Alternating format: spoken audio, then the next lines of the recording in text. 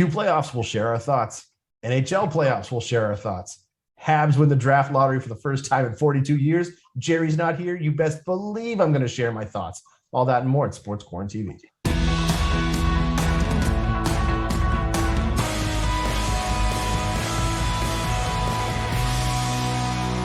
What's up, everybody? Welcome to another episode of Sports QuaranTV. Chris Dobson, our good buddy Adam Lund, filling in again, Wildcast podcast host.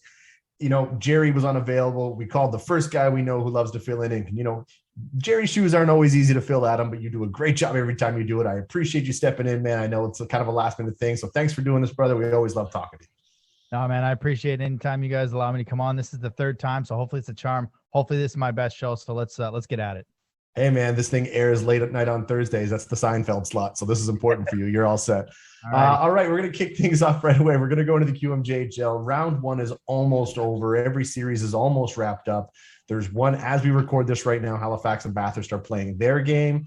But then, of course, St. John and Rimouski still have their game, which will be played the night this airs. So we're not sure what's going to happen there. But I want to get your thoughts. I want to know, what's the biggest surprise you've seen so far in the first round? And then I'm going to share mine. But I want to talk to you, the expert, first.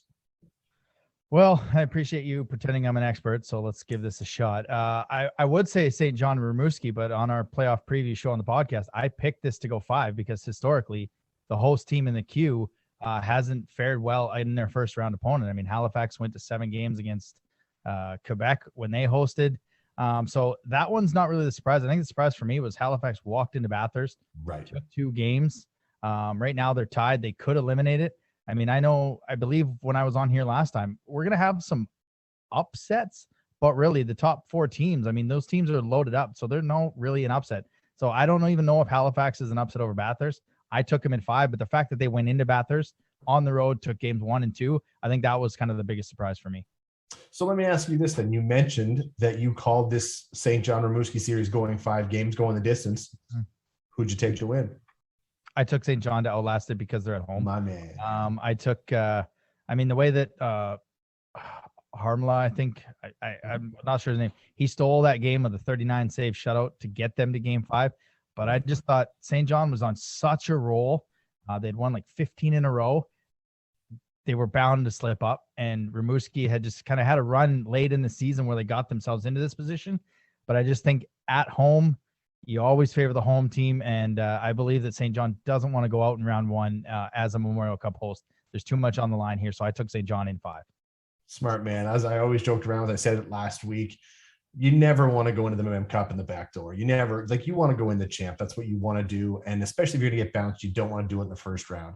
Okay, I do agree with you. I think the Halifax-Bathurst situation, to me, I think that was the one that surprised me the most, because Bathurst made a ton of great moves preseason to kind of make sure they knew the Q was going to be in their rink, in the Q this year, in the division, actually. And then you see exactly, I'm not going to say they slipped under the radar, but, when they acquired Hendrix Lapierre and they did everything they had to do to build this team up, a lot of people were talking St. John, of course, Charlottetown, of course. A lot of people were talking Quebec City because obviously they were the secondary MM Cup host. But I almost felt like Bathurst didn't get the appreciation they deserved. But then you see the series start, and Halifax, when this all started, and now on my end, I can't speak for everybody else, but I honestly thought Bathurst was going to roll the Mooseheads. I didn't think it was going to be a sweep, but I thought it was going to be like a 3-1 series win. But kudos to the Halifax Mooseheads. They came out and did exactly and showed the leadership they had. Going back to the trade deadline, when, Cam Russell decided not to move Elliot Desnoyers on deadline day, it's starting to pay dividends right now. And again, Halifax is playing without Zachary Leroux right now as well. So, this thing could be, look, kudos to Halifax and everything they've done. This has been a great series. I'll be interested to see how this thing closes out. And that's why I kind of took Halifax in 5, because Bathurst had a ton of injuries coming down the stretch. And, they had once they got everybody going together, they were dangerous, but they had a lot of injuries to a lot of top guys. And, last week of the season or whatever, you're resting guys, it's fine. But I think that kind of hurts their chemistry, whereas Halifax was battling to, get into certain spots, maybe play St. John, battling with Rimouski back and forth. They have 2 goaltenders in Rousseau and James that can steal games. And I think Elliot Desnoyers was the factor. Bathurst rolls Halifax if he's not in that lineup, but he is the leader that's going to lead that team to ultimately, hopefully, a round 1 series victory. Interesting. All right. So now we bring you in, we bring the guy in who talks about this team all year long. Again, I'm going to, right. Yes, we're going to promote the podcast here a little bit, Adam, like we do every time you're on. You and Jeremy do a great job every week, making sure that Wildcat fans get the content they want around the Q. The Wildcast podcast, it's been amazing. You've been running, how long have you been running it for now? We're in season 5 right now. Crazy, brother. It's hard to believe it's been 5 years already. That's nuts. So I want to get your opinion. I want to get your thoughts on the Wildcat season in general, because going into the season, let's be real, other than you and Jeremy, the expectations weren't that high, but they seemed to just gel. They were working well. They were playing good hockey. Richie Thibault made the right moves at the deadline for his organization to help kind of do that. And, to build that team up. I want to get your thoughts overall. How do you think the season went? Who was your MVP of the season? And I want to, we'll start there. First of all, the way the season went, it went kind of exactly how we thought it was going to go near the end. We figured they were going to be, battling with Halifax 4th, 5th in the division. Like I said, when I was on here last time, it was kind of right after the trade deadline. They had a little bit of easier schedule in the first half, and they took full advantage of it. You just got to play the teams that are on your schedule. Now, I have said in the past, it's always tough to play those Q teams that are loading up for Memorial Cup runs and President Cup runs. It's really tough when 3 of them are in your division and you get to play 7 of the 8 games against those teams in the second half in 4 or 5 games. So the first half was a little bit easier. The second half was just a murderous row of hockey. But I think the season kind of went as it did. When they got blown out, they came back. They were a team that was going to work hard every night. They did that. As for my MVP, I mean, it's really tough not to go for Brooklyn Kalmakoff. Brought in by Richie Thibault. He only, after 5 games of Victoriaville, 62 games of the Wildcats, 72 points. I mean, I think he was 3 times he was the Wildcat of the week. I mean, this guy was just everything. A lot of people weren't sure on the price we paid for him, but he paid dividends with that price, and he was everything you could ask for in leading this group. So let me ask you this then. Now that we, for the Wildcats, even though the season's over, the off season's just beginning for Richie, and for him to have to figure out in your opinion, what do you think the Wildcats need to do? What do you think they need to add? I mean, again, I'm not going to use the word rebuild because that happened after the Jacob Pelches, the Jordan Spences of the world all moved on. The retooling and the rebuild started then, but now that they're 2 years into that now. So where do they have to go, and what do they have to do to be competitive? So this is the best part of our show. The fan listeners are going to enjoy this. This is where Jeremy shines. He is a draft guy. He loves talking prospects. So Moncton's got 2 seconds, 3/3 right now. I'll be interested. I don't know if they're going to use all of them at the draft on players. I think they're going to use them. I think there's a couple players that they're going to have to bring in. You're going to have to bring in leadership. You're going to lose a lot with, we talked about losing Jacob Stewart. We talked about losing, Hudson last year. And even when you were on our show earlier, you said, who's the guy? Who's the Jacob Pelche? Who's the Jacob Hudson, the Jacob Stewart? Maybe we need a Jacob now that I say this. Who's the heart in the room? And, we didn't really have that heart. And I think that you can tell without a C. So Richie's got his work cut out for him. The future's bright. LaBelle, Loshing, Barbashev. I mean, we got Bayerjean, who's in the TELUS Cup. We got Preston Lounsbury, who's in the President's Cup. TELUS Cup. So we got guys that are playing championship hockey right now that just helps the development, and they got taken to school. They got shown what playoff hockey was like against the Islanders. They played pretty well against them in the regular season near the end. The Islanders took it to another level. So I think Richie's going to use some of these picks maybe to acquire a 19-year-old, and we'll just kind of have to see who he acquires with those picks. Okay, so let me ask you this then. We're going to move on from that. And before we go to the NHL, the big announcement, of course, coming out of Moncton and Halifax, the World Junior Tournament for 2023 has been announced. Moncton and Halifax won the bid, the Avenir Center, Scotiabank Arena. It's really exciting for them, but, and I'm going to put a little asterisk on it. Of course, they won this bid because, the IIHF pulled out of Russia. But there's a World Junior Tournament in August, Adam. And I mean, 4 months later, you're going to have the 2023 tournament. Does that overshadow it? Do you care that there's a tournament in August? No. I mean, I'll watch it. Sure. Because it's the World Juniors. But I mean, we're going to get into it in a little bit here. The Habs are likely going to take Shane Wright.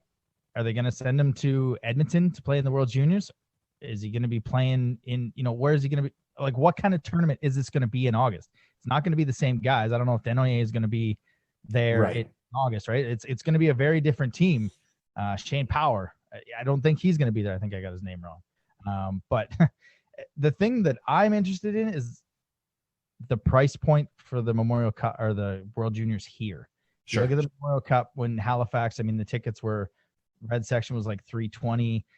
The package, the Sea Dogs was $375. So you have to make this affordable. And I've always said this, get it out of corporate arenas. You can have that once every 3-4 years in Canada. Get it back to the roots, get it back to junior hockey, but you have to make it family affordable. And that's the thing that worries me is it going to go back now to corporate tickets, right? Like, where's the price point? That's what I'm very interested to see. And is Moncton going to get Canada in the round robin or the medal round?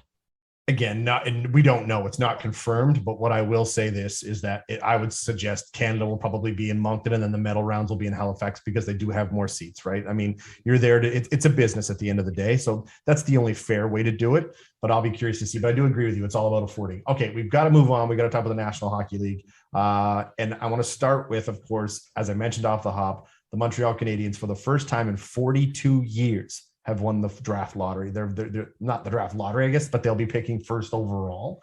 And of course, the general consensus is Shane Wright will be the guy that Jeff Gorton and Kent Hughes will pick overall. And, great center, exceptional status in the OHL, came on in. He's not a generational talent now. And a lot of people are already starting to chirp on Habs fans for this. They're like, oh my goodness. Oh, you guys won the draft lottery. Good luck with Shane Wright. Nah. Look, he's going to be a very, very good center in the National Hockey League, and that's what we need right now. That's all I care about. That's all I want. I don't need him to be Connor McDavid. I don't need him to be Austin Matthews. I need him to be a great second or first line center that's going to play with Cole Caulfield or Josh Anderson or those guys there. Now, again, the question mark is will he even make the team next year out of camp? I would think, because they're so young and that's the route they're going to take. Plus, let's be real, if they crap the bed, pretty good guy going first overall next year in the draft too, in Connor Bedard. So who knows what's going to happen? But yeah, the Habs did win the lottery. The Devils will be picking. The Devils jumped up to pick second, which I thought that was really cool. But overall, I'm excited as a Habs fan. It was good to see after such a tough season, the Montreal Canadiens will be choosing first overall at the draft, which is in Montreal. How awesome is that? I'm super excited for the rest of the Habs fans out there. I think it's great. As the lottery expert, congratulations on that. I mean, Edmonton's won it many times. I thought we might even win the lottery this year. But do you want Shane Wright to play next year, or do you want him to develop in Kingston or wherever? Because the OHL, I believe, hosts the Memorial Cup next year. So do you want him to be get that experience? I wouldn't be disappointed if he does go back to Kingston. It wouldn't crush me, but at the same time, and the argument comes in: do you want him playing against Austin Matthews? Do you want him playing against Kucherov? Do you want him playing like in the division constantly? Like, is that what you want? And to me, I'm like, you know what? It's not like the team is going to be great. So it's like, you know what? You're not going to crush or hinder. It looks like Marty St. Louis is going to be the guy. He claims he'll be back. I just don't know, man. I'm not sure. But overall, either way, I'm good with it. I just know that if you're going to slide him in, maybe slide him into your second power play unit, instantly get him into your second, third line center role right away behind Nick Suzuki. I don't have a problem with it either way. I really don't. You see all the game tape. Nothing upsets me more than people who, I know it's the media and we have a field day when we do this, when we talk about comparisons to who do you compare yourself to? And it's always, he's a big Patrice Bergeron guy. And look, Patrice Bergeron didn't become Patrice Bergeron until he came into the National Hockey League, became Patrice Bergeron. Like, it's not like, Shane Wright saying, I'm going to be like Patrice Bergeron. I'm just like, look, I have nothing else to say about it. But yeah, overall, it wouldn't bother me, Adam, to answer your question. If it happens, fantastic. I'll root for him. All I know is that I'll have a Shane Wright jersey on order as soon as that number 51 hits the back of that jersey. I'll be fine with it. I'm excited. We've got about 3 minutes left. I want to talk about round one of the playoffs so far, specifically the Canadian teams. Right now, if you were to pick a Canadian team, and I know you're an Oilers fan at heart, that's who you are. So this is a bit of a challenge for you to talk about the Flames a little bit. But right now, who do you see as being the favorite to come out of Canada in regards to the first round? I think it is Calgary. They have goaltending, which is something Edmonton hasn't had and doesn't seem to want to get in a good goaltender. So I've wanted a Battle of Alberta for 40 years. I've never seen a playoff Battle of Alberta. I don't think I'm going to see one again this year. I'm not going to count the Lightning out. 2-time Stanley Cup champions. They know how to get this thing done. I just think Calgary will outlast Dallas. I think they've kind of broken the dam on Ottinger. So it does pay me, but you know what? Calgary's building this thing right, and that's what I've always wanted Edmonton to do. Build it right. It doesn't look like they've done it again this year. I gotta say Calgary. Hey man, don't knock the Oil right now, but I'll tell you this. And I was thinking of you watching the Oilers go on that massive run toward the end of the regular season, going into the playoffs. I'm not going to root them out, man. I think, they're playing for something right now. There's something bigger in the room. And I think that, Connor wants this really, really, really bad. I wouldn't rule them out. Now, as far as the Leafs go, this hurts me to say, I think the Leafs finally get it done. At least they better. If they're going into Tampa, they better win on the road, because they don't want that doubt seeping in going back to Game 7. The Leaf fans can't handle it. I think Steve Dangle will have an absolute stroke if that happens. Yeah. I just look, man. But as far as the Flames, I do agree with you. I think the Flames are a lock. They're a playoff built team. You look at the Kachuk situation. You look at Lucic, bringing Toffoli in. Markstrom is an unreal stud down there. I mean, he's been an amazing goaltender for them. So I do have to agree with you. I do think that, Calgary is probably the team to come out, but I think this could be the Leafs' year, and it kills me to say that. I don't think they win. I don't think anybody's touching Colorado, but as far as like what's going to happen here out of the Canadian teams, I do think that's what's going to happen. I think, I'm with you. I think the Flames are the team to do it. Yep. So if you look at overall, I'm going to get, we've only got 30 seconds here before we're going to tie things off, because we're on a tight schedule here. We got to go to debate this here shortly. But overall, Evander Kane, quickly, were you happy with the signing? Yeah. Were you pleased? Yeah. Yeah. Done everything we needed him to do. You know what? I think he's done great. I think he looked good in the playoffs as well. Absolute great signing for the Oilers. And I think this is just step one for him. The Oilers are going to be absolutely fantastic. If they don't get it out this year, I think they're going to handle it next season. Well, Adam, it's time to debate this, and we're going to get into a couple interesting topics here today, because we've been trying to get them in for a couple weeks, but they're good ones. And I want to start right off the hop with St. John has been struggling with Rimouski, which brings me to my topic, and that is it necessarily a bad thing for the host team of the Memorial Cup to be bounced in the first round?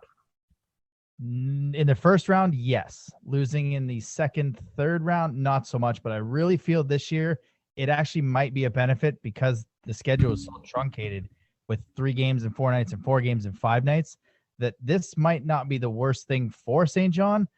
But when you're trying to build a fan base back for the Memorial Cup, I don't know if losing in the first round to a team like Rimouski is the best for them. Yeah, you know what? And I kind of look at it from both sides. And I know the topic's called debate this, but there's really nothing to debate here, because I do kind of agree with you. However, the only downside I see, and that is this is all going to depend on Gordie Dwyer and what he does and how it all plays out with St. John. And that is, if you get eliminated in the first round, and you can go back years, it happened with the Shawinigan Cataracts. They did it right here in the QMJHL. They were eliminated in the first round. And of course, they had the team to win. They had that big trade with the Moncton Wildcats that sent Brandon Gormley, and, they sent everybody over to Shawinigan while this whole thing went down. And they came back to win the Memorial Cup after basically getting a month and a half off. Now, the key to that is they made sure during that President's Cup run, they were running their 3-4 week practices. They were running game day situations. These guys weren't getting cold legs. You have to keep these guys pounding the pavement all the time.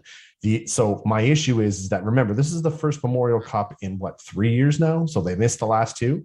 And then if you come into it, everybody's going to be hungry coming into it. St. John, in my opinion, can't lose in the first round, regardless of the situation. I think it's too much time off right now, and we've been paying very close attention to them. I mean, yourself, you know me.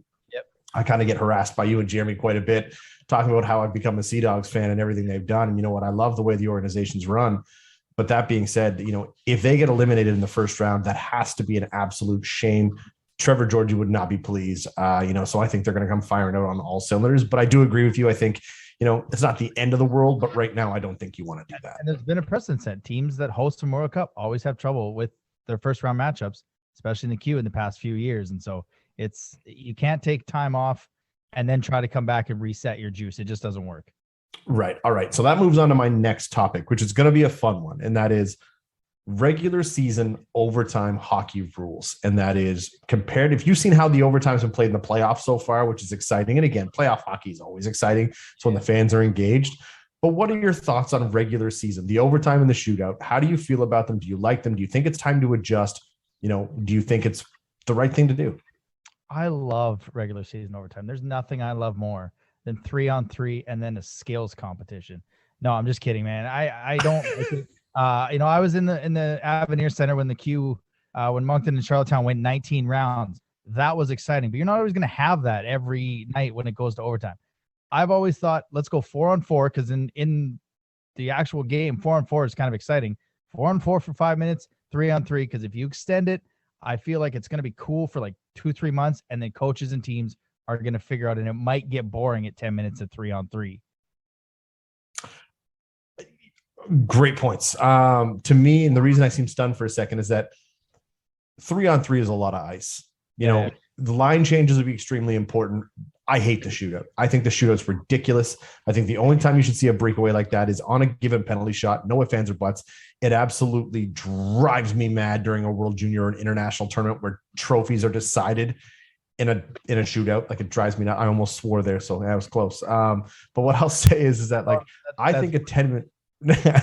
It's true. I've dropped a couple bombs on your podcast, and I apologize. But I want to say that, like, I think extending the 3-on-3, it's never going to get to that point. So for me, it's like, you're always going to run that line change and you're going to be sent the other way. 3-on-3 overtime is some of the most exciting things I've ever seen. Now, again, you could never pull that off in a playoff format, but regular season, dump the shootout. I think it's trash. Figure it out. Move on. No one cares.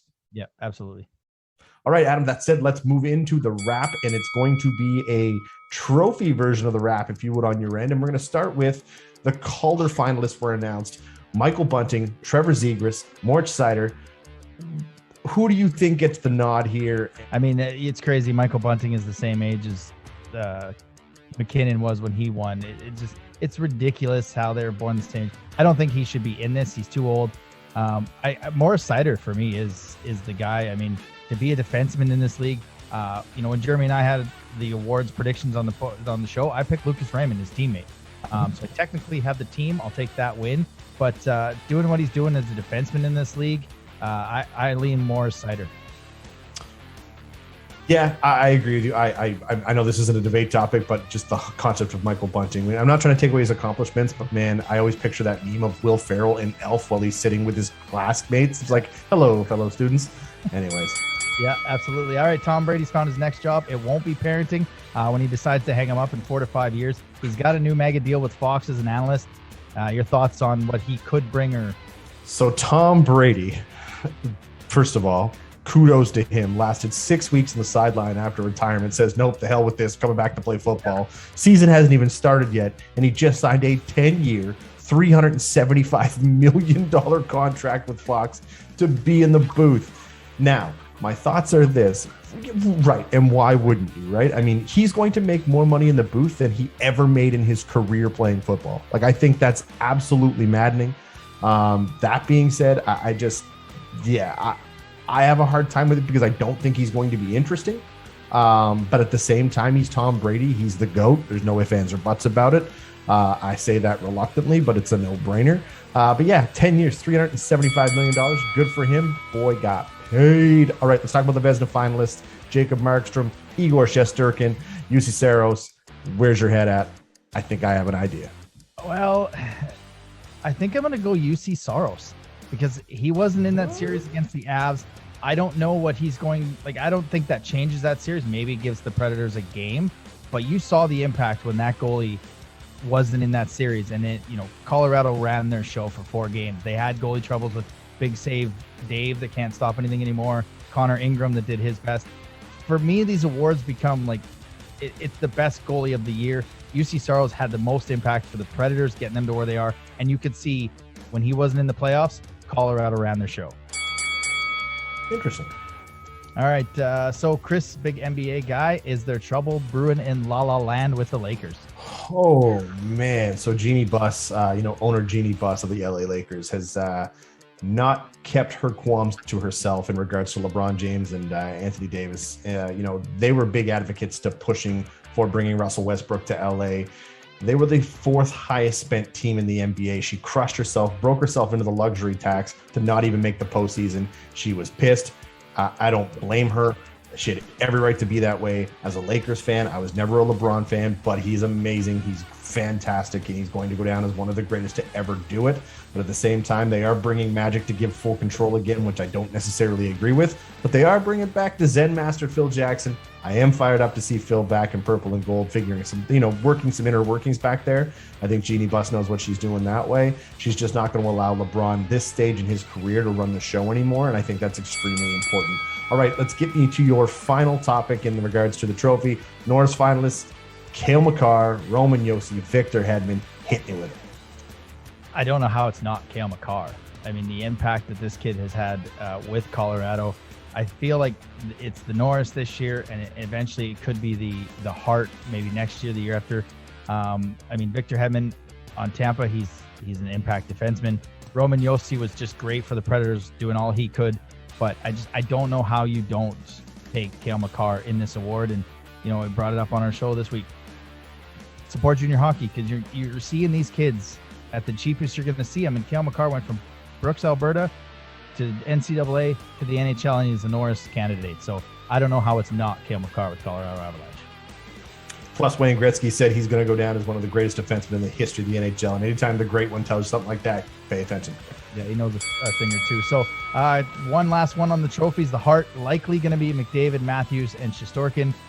Is it about leading your team now, or is it about leading a category that makes you an MVP with McDavid in points, Matthews in goals, Shesterkin in his goals against average and wins and whatnot? Look, if I had a vote in it, I'd be voting for Shesterkin. I'm a huge Shesterkin fan. He took the New York Rangers to another level this year. But look, Austin Matthews has this in his pedigree already. He's got it in the bag. I think this is a lock. Scoring 60 goals on the year he had. Could have scored more. He didn't play all games this season. He's on another level right now. And, he's proving that so far in the postseason. Everyone thought this was going to be a attempt. Now, again, he hasn't gotten it done yet. He still has a long way to go here. There's still a couple games they need to win. But overall, what I'll say is I think Austin Matthews has the Hart locked up. But don't look now. Connor McDavid's an absolute superstar.